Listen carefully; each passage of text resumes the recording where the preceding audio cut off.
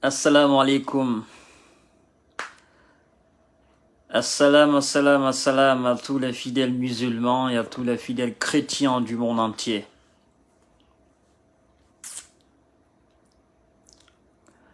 Ambalio Diallo, j'espère que vous allez bien. Partagez le live.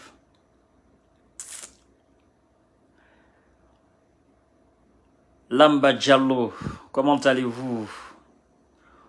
Omar Foua Djakite. Nadou Djaoudi, j'espère que vous allez bien. Partagez au maximum la vidéo. Partagez ce live dans tous les groupes possibles, mesdames et messieurs. Voilà. Partagez le live partout. Moi-même, je vais partager. Mettez des cœurs, likez la vidéo, chers frères. Voilà. Partagez.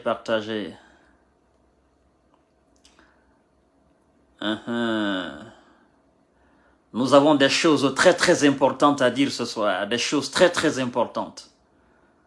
Comme toujours, vous le savez bien.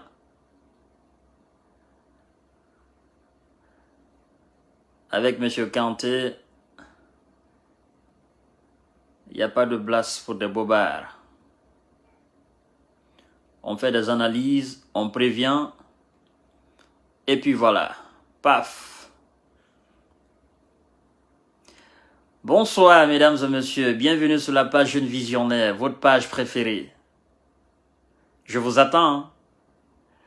Je sais que les barils, les seaux, le mois de Ramadan, c'est pas trop leur fort, quoi. Il y a aussi les bars, voilà, ils sont pas trop forts. C'est des gens qui se cachent, ils boivent de l'eau. Et puis, ils essuient rapidement la bouche, ils viennent devant des gens. Kadiatou Diallo. Bon, moi, on m'a dit que les vrais peuls, ce sont des Diallo. Hein. Je ne sais pas si c'est faux ou vrai. Voilà. Aminata Ba, comment vas-tu, ma chérie? J'espère que tu vas bien. Omar Sadio Bari. Partagez le live. Le live de ce soir encore, c'est du boom. Ouais, ça va faire un effet de boomerang. Partagez dans tous les groupes possibles, mesdames et messieurs. Voilà. On attend un peu, à 400, on démarre. Bah bon. Dembatal, j'espère que vous allez bien. Voilà. Ba Alcine. Alioussine Kamara. Merci beaucoup, mon cher. Merci infiniment. Diallo Kanja Ibrahim, partagez le live. Ce que je m'apprête à dire maintenant, c'est du lourd. Et taguez-moi le colonel Mamadi Doumbouya. Je dois le parler aujourd'hui les yeux dans les yeux. Et je dois parler à mon peuple, le peuple de Guinée. Voilà. Mesdames et messieurs, nous avons atteint la barre de 400. Je vais commencer le live. C'est le mois de Ramadan. Et puis demain, nous allons au travail. Mesdames et messieurs, bonsoir. Bienvenue sur la page Jeune Visionnaire. Alors, je vais apporter une toute petite précision par rapport au live d'hier. Et je vais amender un peu, chers frères. Comme vous avez constaté dans mon live d'hier, et quand j'ai parlé de Dr Ousmane Kaba, nulle part, je ne l'ai insulté. Nulle part. C'est pas de mon ressort. Ça, c'est pas de mon éducation. J'ai juste dit que Dr Ousmane Kaba, qu'il n'a pas le droit de garder ce passeport diplomatique, vu qu'il n'est pas ministre, il n'est pas fonctionnaire de la République de Guinée. Lui, il évolue dans le secteur privé, donc il n'y a pas lieu pour lui de garder le passeport diplomatique. Et dorénavant, tous ceux qui ont des passeports diplomatiques avant de sortir de la Guinée, ils doivent passer effectivement par le ministre secrétaire général à la présidence, à l'occurrence, monsieur le colonel Amara Kamara. Et donc, monsieur Ousmane Kaba, je ne vous ai insulté nulle part dans mon live. C'est pas de mon... Ça, c'est pas du langage de monsieur Kanté. Les injures, c'est pas monsieur Kanté. Ça saute personne, ça. Moi, je ne fais pas ça. Astaghfirullah. Moi, je fais des critiques objectives et je dis les choses telles qu'elles sont. Certainement, vous n'avez pas apprécié ce que j'ai dit, mais c'est la vérité. Tous les Guinéens sont conscients que c'est la vérité. Et donc, souffrez d'accepter la vérité parce que vous dites souvent que vous aimez dire la vérité et qu'il faut dire la vérité. Dans les conditions normales, c'est lui qui aime dire la vérité doit aussi avoir la capacité, cette faculté humaine d'accepter la vérité. C'est ça le caractère d'un homme véridique. Quand on aime dire la vérité, on doit avoir aussi la capacité d'accepter la vérité. Donc, vous passez souvent dans les médias privés, vous parlez de la situation guinéenne, vous dites votre vérité. Parmi à travers vos sorties, à travers ce que vous dites, il y a une certaine vérité. On ne dit pas que tout ce que vous dites soit de la vérité, n'est-ce pas? On ne dira pas aussi que tout ce que M. Kanté dit soit de la vérité. Mais ce que vous dites, il y a de la vérité dedans, il y a aussi des choses qu'on peut vérifier. Et donc, si vous faites des choses et que les gens vous reprochent naturellement, vous devez aussi accepter cette vérité-là. Tenez, vous savez, quand vous dites que vous êtes blanc comme neige et que vous ne vous reprochez absolument de rien, moi je me dis, vous n'êtes pas blanche comme neige, n'est-ce pas? Vous n'êtes pas blanc comme neige, parce que quelqu'un qui garde le passeport diplomatique, qui fait de l'usurpation de titres, cette personne, on peut le qualifier de truand, on peut le qualifier de voleur, naturellement, parce que vous possédez quelque chose qui ne vous appartient, qui ne vous appartient pas. Ça ne vous appartient pas aujourd'hui, ça ne vous appartient pas demain. Donc, vous devez rendre ce passeport diplomatique. C'est pas pour vous. Faites-vous un passeport ordinaire comme tous les autres Guinéens qui ne sont pas des diplomates. Ça, c'était la mise au point que j'ai voulu faire avant de commencer mon live. Alors, mesdames et messieurs, vous savez, hier, quand j'ai abordé le sujet de Kassouri Fofana et voilà, ses consorts qui sont en prison, je crois que j'ai été clair. Vous savez, Kassouri nous a dit, partagez le live, Kassouri a dit ici, voilà, tu n'as rien dit de mauvais à docteur, effectivement, voilà. C'est des gens qui veulent effectivement nuire à M. Kanté, qui interprètent mal mes propos. Merci beaucoup pour la précision, mon cher frère. Alors, quand j'ai parlé du cas Kassouri Fofana, Kassouri ici hier, je vous ai dit quoi, mesdames et messieurs? Je vous ai dit, et j'ai suggéré d'ailleurs au procureur de la CRIEF, d'accord, monsieur Ali Touré, je lui ai dit, monsieur le procureur spécial, il faut reporter ce procès-là. J'ai dit ici hier, et je sais pourquoi je l'ai dit. Monsieur le procureur, reportez ce procès-là. Il ne faut pas qu'on fasse cela aujourd'hui. Et quand j'ai appris qu'ils ont reporté, je me suis réjoui de la décision. Parce que vous savez, il faut que les Guinéens comprennent que le travail que la CRIEF est en train de faire là, c'est le travail de tous les Guinéens. C'est pas contre quelqu'un, c'est pas dirigé contre quelqu'un. Les Guinéens sont habitués souvent à dire « Oh non, c'est des règlements de compte ». Il faudrait que vous vous débarrassiez de ces idées, de ces mentalités-là.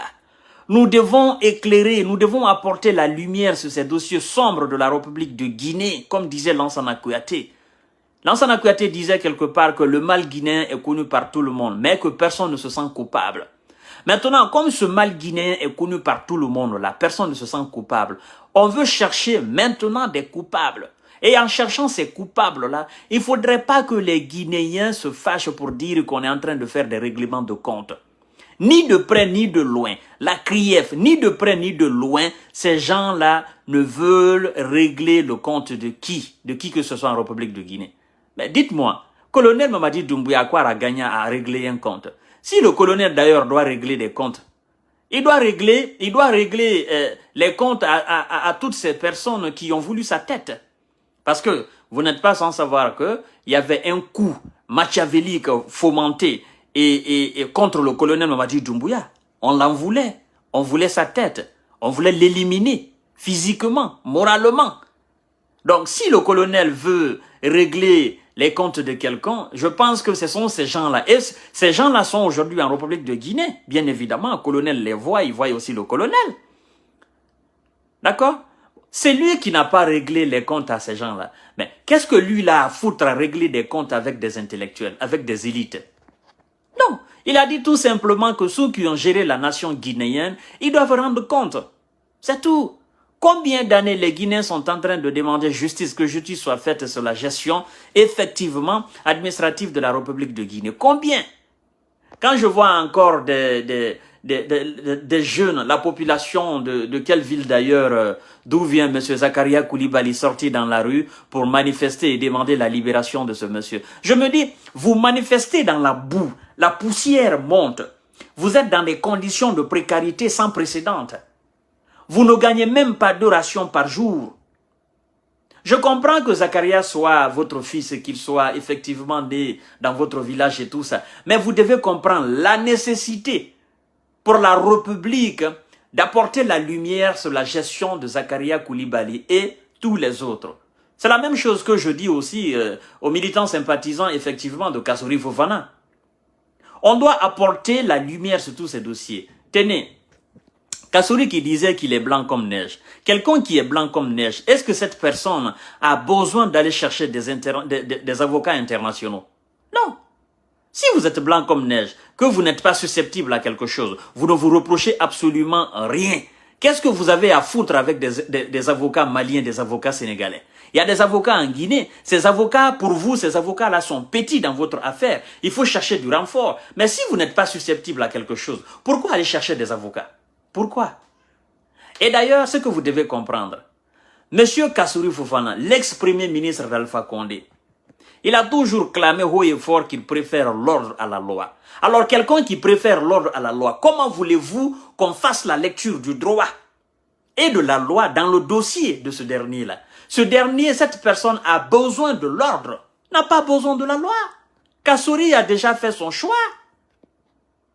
Pourquoi voulez-vous qu'on applique forcément la loi? Pourquoi voulez-vous qu'on fasse forcément la lecture du droit dans le dossier de Kassory Fofana? Mais c'est quand même inconcevable. Quelqu'un qui dit « je n'aime pas ça », toi tu dis « non, non, il faudrait qu'on t'applique cela ». La personne dit « non, non, moi je n'aime pas ». Pourquoi voulez-vous le forcer? Pourquoi voulez-vous forcément qu'on fasse la lecture du droit dans le dossier de Kassory Fofana? Mais c'est pas possible, moi je ne comprends pas des Guinéens. Et encore, je vais dire quelque chose. Chers frères, j'ai entendu ces avocats qui disent non, qu'ils vont bouder ce procès, ils vont faire quoi grave. Moi, ça me fait rire. Je dis alhamdulillah. Alors, sortez de la Guinée. Vous qui êtes venus du Sénégal, là, vous qui êtes venus de Mali, allez-y.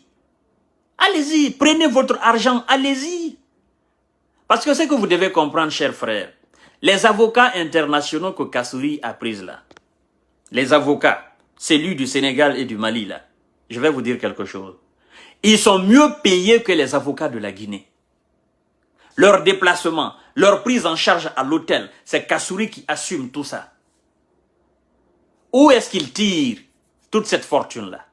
Où est-ce qu'il a gagné toute cette fortune-là? C'est pas l'argent guinéen? Au lieu d'aller chercher des avocats internationaux et de donner l'argent de la Guinée à ces avocats internationaux, mais donnez cet argent aux avocats de la République de Guinée. Au moins, eux, ils n'ont qu'à bénéficier de cet argent. Parce que quoi que vous fassiez, il sera très difficile pour vous de sortir là, M. Kassory Fofana. Vous ne vous reprochez de rien. Vous êtes blanc comme neige. Qu'est-ce que vous avez à foutre avec les avocats sénégalais et les avocats maliens? Qu'ils viennent faire quoi? Qu'ils viennent impressionner les magistrats guinéens? Et là, vous tapez photo, Kassory Fofana. Là, vous tapez poteau. Là, vous venez de montrer à la face du monde et à la face de la République de Guinée que le procureur, la CRIEF, a effectivement raison du fait qu'on vous a arrêté. Parce que vous disiez que vous étiez blanc comme neige. Quelqu'un qui est blanc comme neige, moi je ne me reproche rien. Mais je n'ai pas besoin d'un avocat. Je n'ai même pas besoin que quelqu'un vienne parler à ma place. Même si la personne n'est pas avocat. Je n'ai même pas besoin de témoins. Je sais que dans mon dossier, le dossier est vide. Hein? On dit le dossier est vide, il n'y a rien dans son dossier. Le procureur, il a menti, le procureur, il a fait ceci. Mais pourquoi il a besoin des avocats internationaux? Moi, je ne comprends pas. Alors, je vais dire quelque chose, mesdames et messieurs. Moi, j'ai suggéré effectivement au procureur Ali Touré, comme j'ai fait dans mon live d'hier, je lui ai dit il faut reporter ce procès-là. Parce que je sais que il y avait des enfants qui étaient prêts effectivement à manifester dans les rues à Conakry, devant cette cour-là. Des jeunes étaient payés à sortir effectivement. Des jeunes étaient prêts à sortir dans les quartiers et à se déverser dans les rues, à scander le nom de Kassouri, la libération, libération. Ils étaient prêts. Je suis au courant de tout. Ils sont payés. Ils sont payés. C'est des centaines de jeunes qui sont payés par ces gens-là. Il y en a qui ont reçu 1 million, il y en a qui ont reçu 2 millions, il y en a qui ont reçu 500 000, il y en a qui ont reçu 800 000, il y en a qui ont reçu 400 000, il y en a qui ont reçu 200 000. Ça dépend aussi des grades de ces jeunes-là. Parce que souvent, on donne de l'argent à un leader, on dit va recruter des jeunes dans le quartier, tel jour on va faire notre jugement et vous venez en masse, vous faites du tapage, s'il faut même, faites du bruit, prenez même des cailloux jetés. Ils étaient prêts à ça. Et je crois que le procureur Ali Touré, il m'a bien compris. Il a bien entendu le live d'hier. Il a bien compris cela, cher frère. Oui, ils étaient prêts à faire cela. Alors, je vais vous dire quelque chose. À l'image du procès des gangs de 96, si je ne m'abuse pas, si je ne me trompe pas de date, c'est-à-dire procès des gangs de Mathias Tambaleno, des Pumpuzaoro, des Dekamassari, des Khalil le général, et ainsi de suite, ainsi de suite. À l'image de ce procès des gangs-là, je me souviens encore avec M.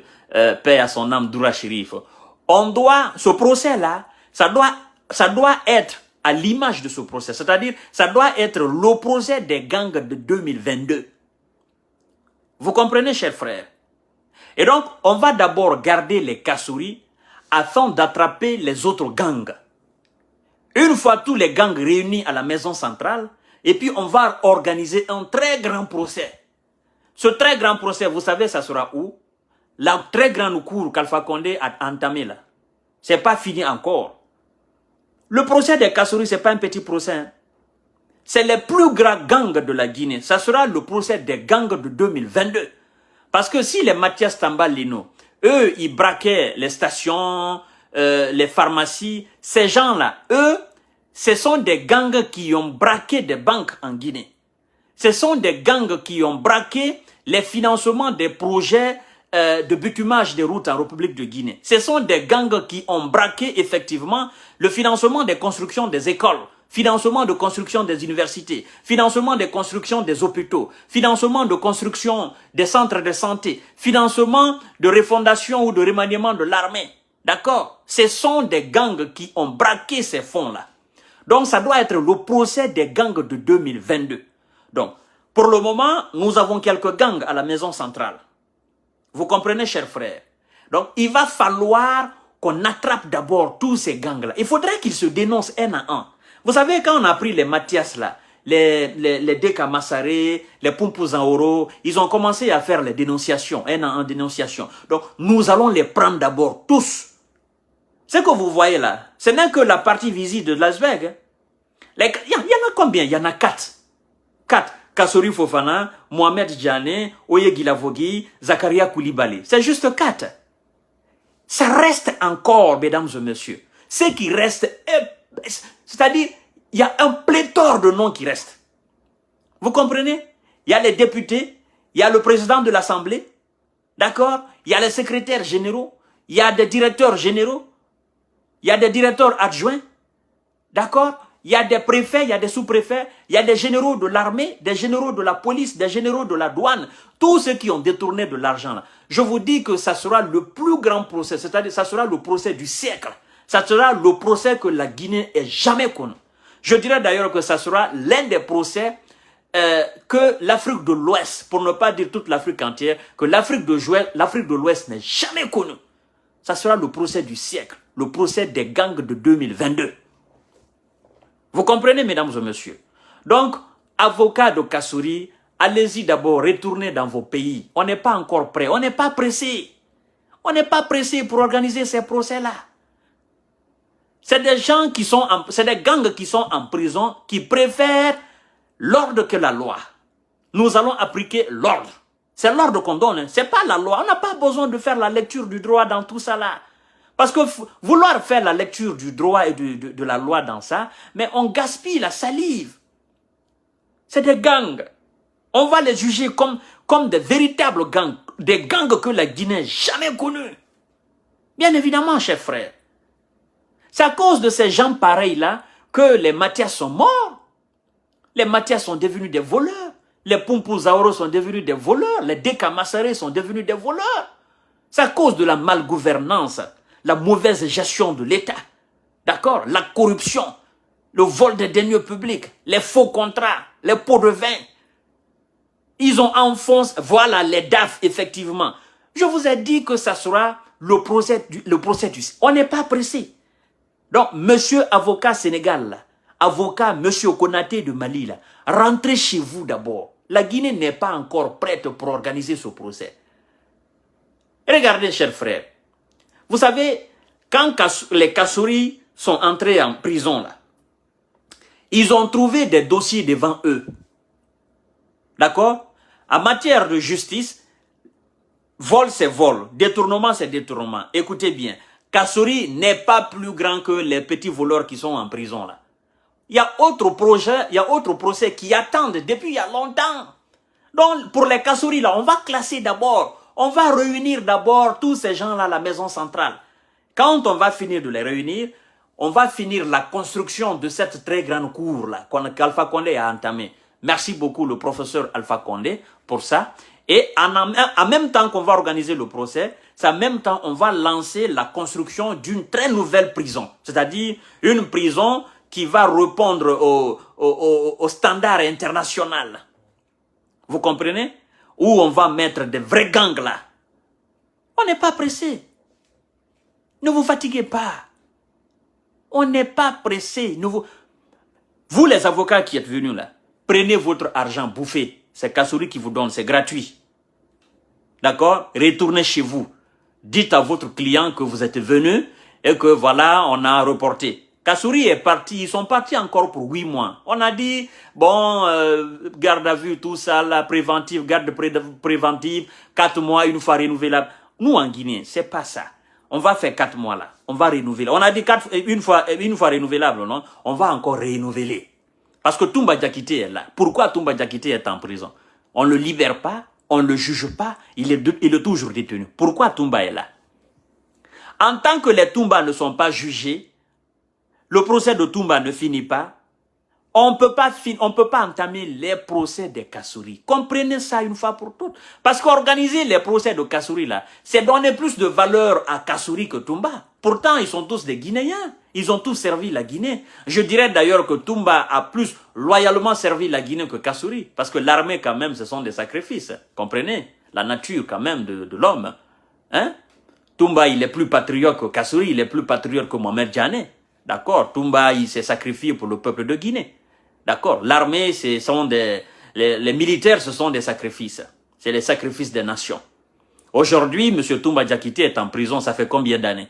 On n'a pas encore fini avec le procès de Toumba. C'est Kassouri, on va attendre. Mais pourquoi? C'est tour-tour. On fera ça tour-tour. On finit avec les autres procès qui sont là, et puis on va entamer le procès des véritables gangs, les braqueurs de banque, les braqueurs de fonds. Ouais. Oui, effectivement, il faut comparer les procès. C'est les mêmes choses. C'est les mêmes voleurs là. C'est les mêmes délinquants. C'est les mêmes braqueurs. Eux d'ailleurs, ce sont les plus grands braqueurs de la Guinée. Vous comprenez, mesdames et messieurs? Donc on n'est pas pressé. Les avocats n'ont qu'à partir. On n'est pas pressé. Vous qui manifestez dans les rues là pour dire oh Kassouri libéré, oh Yogilavogi libéré, Zakaria Koulibaly libéré, nanani nanana libéré, vous n'avez pas encore, vous n'avez absolument rien compris. Rien compris. Parce que on doit les empiler à la maison centrale. Quand on va finir de les empiler dans ces cellules là, on va finir de construire. Et puis on va organiser le procès. Et vous-même, vous serez là. Vous allez participer à ce procès-là. On va vous inviter, vous allez venir, vous allez les écouter. C'est aussi simple que ça, chers frères. C'est pas un rêve. Hein. C'est la réalité que je suis en train de vous dire. Alors vous qui dites que vous êtes dans le rêve, c'est vous qui êtes dans le rêve. Parce que Vous, jusqu'à présent, vous avez du mal à croire et vous avez du mal à accepter. Parce que pour vous, c'est inadmissible. Je vous dis que ce que le colonel Mamadi Doumbouya est en train de faire là, ça dépasse votre faculté de compréhension. Je comprends, je ne vous insulte pas, d'accord? Je ne vous sous-estime pas. Mais je dis tout simplement que depuis que vous êtes né en Guinée, grandi, vous n'avez jamais vu une chose pareille. Hein? Aucun militaire n'est venu déloger un président vivant, ok, que ce président soit là. Aucun militaire ne l'a fait, aucun président guinéen ne s'est encore hasardé à arrêter les anciens premiers ministres ou les anciens ministres. Ça s'est jamais fait en Guinée. Donc, paf, quelqu'un vient, il fait ça, mais vous allez penser que il est en train de blaguer. Pour vous, parce que, vous savez, quand quelque chose dépasse la faculté de compréhension d'un homme, soit il y a deux choses. Il dira, non, ça c'est faux, premièrement. Deuxièmement, il dira, non, ça, ils sont en complicité. Mais, au fur et à mesure que les jours passent, que lui-même il se rend compte de l'évidence et de la réalité et de l'évolution des terrains, de l'évolution de la situation, il se dit, mais quand même, le colonel, il est audacieux, hein? Quand même. Ce gars-là, il est fort, hein? Quand même, quand il a commencé, il a entamé ce travail, nous autres, on pensait que, voilà, il était de mèche avec Alpha Condé. Et là, c'est là beaucoup de Guinéens se trompent. Colonel Mamadi Doumbouya n'est ni de loin ni de près en mèche avec Alpha Condé. Alpha Condé se cherche. Alors, colonel, je vous ai dit, taguez-moi le colonel Mamadi Doumbouya. Parce que je constate quelque chose de très grave qui se dessine à l'horizon. Je dois le dire ici, sur ma page. Et après, je vais le dire aussi. Vous comprenez, chers frères? Colonel Mamadi Doumbouya, vous êtes dans ce qu'on appelle, vous êtes dans le triangle de Bermude. Vous savez ce que ça veut dire, triangle de Bermude? Vous connaissez, vous avez quand même suivi le documentaire sur ce triangle de Bermude, dont la superficie est des millions de kilomètres dans l'océan. Triangle de Bermude qui avalait, qui engloutissait effectivement des navires, des avions, tout genre, qui étaient mystérieux. Je crois qu'avec la science, on a compris pourquoi tout ça, tous ces phénomènes. Et colonel Mamadi Doumbouya est aujourd'hui dans ce triangle de Bermude en Guinée. Je ne vais pas citer les noms ici, mais je vais le dire. Je vais dire au colonel Mamadi Doumbouya les noms, mais je ne vais pas citer les noms ici sur la page, chers frères. Colonel Mamadi Doumbouya. Je vais d'abord commencer par vous dire que ceux qui sont en train aujourd'hui, dans l'ombre, de vous supplier afin que vous donniez une certaine liberté à Alpha Condé, ce sont vos premiers ennemis. Et ce sont les premiers ennemis de la République de Guinée. Ceux qui sont en train aujourd'hui de vous pardonner afin que vous laissiez Alpha Condé sortir un peu, aller côtoyer certaines personnes dans les quartiers, à Conakry, un peu partout, ou laisser certaines personnes venir rendre visite à Alpha Condé, ce sont vos ennemis et ce sont les pires ennemis de la Guinée. Colonel, je vais vous dire quelque chose. Il y a deux clans aujourd'hui. Il y a le clan Alpha Condé qui cherche à vous déstabiliser par tous les moyens. Et Alpha Condé cherche effectivement à renouer ses relations avec ses anciens collaborateurs. Et quand je dis ses anciens collaborateurs, je parle de ceux qui sont dans l'armée et je parle de ceux qui sont dans la gendarmerie et dans la police.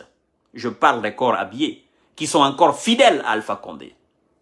Et donc, laissez Alpha Condé côtoyer ces gens, laissez Alpha Condé faire passer des messages, laissez Alpha Condé dialoguer avec ces gens dans l'ombre. Et effectivement, colonel Mamadi Doumbouya, vous signez votre arrêt de mort.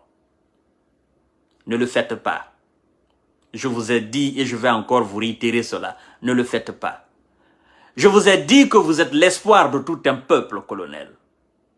Je vous ai dit surtout de faire ce qui est utile pour la République de Guinée.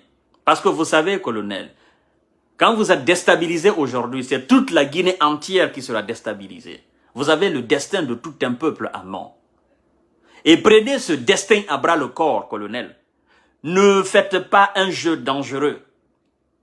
Considérez Alpha Condé comme l'homme le plus dangereux de la République de Guinée. Je dis bien, l'homme le plus dangereux de la République de Guinée. Considérez-le. Et mettez dans votre tête, Alpha Condé n'a pas digéré le fait que vous l'avez délogé le 5 septembre. Il n'a pas encore digéré cela. Il va passer par tous les moyens pour vous amadouer, colonel. Il va vous envoyer des émissaires. Il va vous envoyer les nobles, la notabilité de la Haute-Guinée. Il va vous envoyer vos pères, vos mères. Il va vous envoyer les vieux de 100 ans, de 200. Il va vous envoyer toutes sortes de personnes pour vous amadouer. Colonel Mamadi Doumbouya, ne le faites pas. En le faisant, vous signez votre arrêt de mort. En le faisant, c'est-à-dire, vous vous mettez tout seul sur une chaise éjectable. Et ça sera très très fatal à la République de Guinée. Moi, c'est surtout la Guinée et votre survie que je vise. Et pour ce faire, vous devez écouter ces conseils. Prenez toutes les précautions pour garder Alpha Condé loin de toute manigance, loin de tous ces gens-là. Pensez à la Guinée, c'est pour le bien de la Guinée. Ça, c'est une première chose. Deuxième chose que j'ai envie de vous dire, colonel, j'ai reçu des informations, mon colonel. Je dois vous dire la vérité. Je vais vous dire cette vérité ici et je vais vous le dire, je vais vous le dire autrement aussi, pour que vous puissiez effectivement faire une étude comparative ou que vous puissiez faire, vous puissiez relativiser les choses. Ça vous permettra de voir clair ce que moi je dis et ce qui se présente devant vous. Colonel, il y a 3 grandes personnalités avec lesquelles vous travaillez aujourd'hui. Mais toutes ces trois grandes personnalités sont très très dangereuses pour vous. Et ces trois-là, ils constituent ce que moi j'appelle ce triangle de Bermude. Ouais. Et vous êtes déjà dans ce triangle de Bermude, colonel. Réfléchissez. Vous allez trouver ces 3 personnes, colonel Mamadi Doumbouya. La première personnalité, hautement placée, c'est l'un des officiers, l'un des plus grands officiers de la gendarmerie, colonel. Je vous le dis haut et fort. Je ne vais pas citer de nom ici. J'ai reçu des informations. Et ce très haut placé de la gendarmerie, c'est l'un des officiers, l'un des plus grands officiers de la gendarmerie. Ce monsieur, il est très dangereux aujourd'hui, colonel, pour vous. Il a son nom dans tous les dossiers sombres. Vous savez de qui je parle, colonel. Et je crois que les hommes les mieux réfléchis, les mieux avertis, savent déjà de qui je parle. C'est l'un des plus grands officiers de la gendarmerie. L'un des plus grands. Vous le faites tellement confiance que, c'est-à-dire, vous le faites aveuglement confiance, colonel. Et je ne souhaite pas que vous deveniez ou que vous soyez animé par ce sentiment fraternel qui a animé Thomas Sankara envers Blaise Compaoré. Ce sentiment d'amitié, ce sentiment fraternel hautement placé. Parce que Thomas a dit à l'époque que c'est pas lui qui doit trahir l'amitié. D'accord? Donc, colonel, servez-vous de l'histoire de Thomas Sankara pour éviter le sort de Thomas Sankara. Servez-vous de son histoire. Vous êtes aujourd'hui l'élément phare, c'est-à-dire le premier responsable de la République de Guinée. Vous avez le pouvoir de limoger toute personne, parce que c'est vous qui les avez nommés. C'est vous qui avez fait le coup avec, effectivement, vos éléments des forces spéciales. Donc, faites très attention avec cet élément. C'est le premier point du triangle de Bermude. Deuxièmement, c'est l'une des personnalités les plus controversées, colonel, qui a depuis longtemps, d'accord, depuis longtemps, eu des ambitions présidentielles. Il était là au temps de Lansana Conté, il était là au temps de Dadis Camara, et je crois que les Dadis et les Sekouba ont compris effectivement l'ambition de la personne et ils se sont méfiés de la personne. C'est le deuxième point de ce triangle de Bermude. Et ce deuxième élément, il pense être instruit que la plupart des officiers de la police, de la gendarmerie et de l'armée guinéenne, ils pensent être, c'est-à-dire, s'il ne se croit pas le plus intellectuel, il pense quand même que s'il y a 3 intellectuels dans le corps habillé, c'est-à-dire dans les forces de défense, lui, il doit être certainement le 2e. En tout cas, il ne sera pas le 3e. Donc, colonel, lui, c'est un élément très dangereux. Il a toujours eu des ambitions présidentielles. Et effectivement, il veut ce poste-là. Et selon mes informations, colonel, je ne sais pas si ça c'est vrai ou pas, mais vous allez comprendre et vous allez vous-même réfléchir là-dessus. Selon mes informations, il paraîtrait que c'est ce 2e élément, c'est-à-dire c'est ce 2e point de ce que moi j'appelle le triangle de Bermude, à sa venue en Guinée, c'est-à-dire à son entrée en Guinée, parce que c'est vous qui l'avez ramené en Guinée, qu'il vous aurait proposé de le laisser le pouvoir et que vous pouvez revenir après, reprendre le pouvoir. Selon mes informations. Donc, il paraîtrait que cette personne, ce 2e élément, il vous a fait cette proposition-là. Vous allez le laisser le pouvoir, lui, il va gérer. Après, vous allez bien vous préparer politiquement, vous venez, il va vous donner le pouvoir. Et je crois que d'ailleurs, selon mes informations, la personne qui m'a informé, je crois que ça vous a amené à vous méfier un peu de la personne. Mais maintenant, ce n'est plus un secret pour les hommes qui sont hautement placés auprès de vous et qui comprennent effectivement la situation. Donc, colonel Mamadi Doumbouya, c'est ce dernier, moi j'appelle le deuxième point de triangle de Bermude. Maintenant, le 3e point de triangle de Bermude est directement lié. C'est un promotionnaire, c'est un ami intime. C'est-à-dire, le 3e point est l'ami intime, l'ami fraternel, est directement lié. C'est un promotionnaire, effectivement, du 2e point de triangle de Bermude.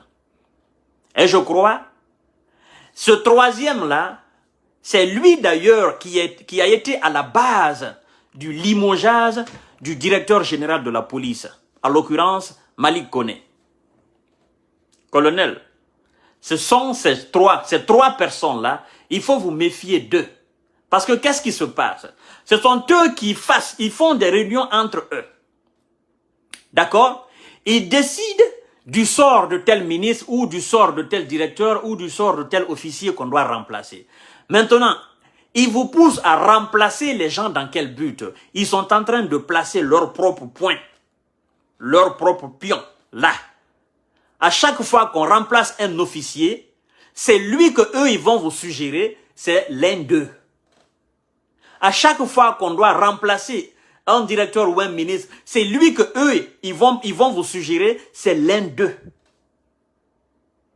Et, colonel, ne prenez pas ça à la légère. C'est-à-dire, petit à petit, sous vos yeux, ils sont en train de placer leur pion sous vos yeux, pensant qu'ils sont avec vous.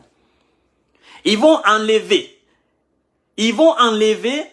toutes les bonnes personnes que vous avez nommées. C'est-à-dire que vous avez pris l'initiative, vous avez nommé. Eux, ils vont enlever cela en disant que telle personne n'a pas les compétences pour effectivement assumer telle fonction. Telle personne n'a pas les compétences pour servir ici. Mais pour eux, là, c'est lui qui a la compétence d'occuper ce poste-là, c'est leur pion, colonel. Donc, vous êtes dans un triangle de Bermude. C'est-à-dire, parmi les trois